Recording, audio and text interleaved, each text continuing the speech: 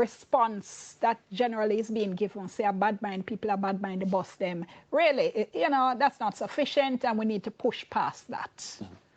Yes. The other thing I'd want to raise, Dion, is what I consider, I found it, they've done it before, but it was a real frontal attack, albeit in a subtle way, by the Prime Minister against the opposition leader and the senior PNP member, Peter Bunting, about them benefiting from the high interest rate policy in the 1990s.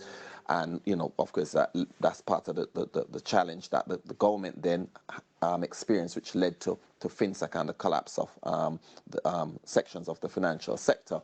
And it seems to be, to me, a direct response to the attacks or the criticisms of his,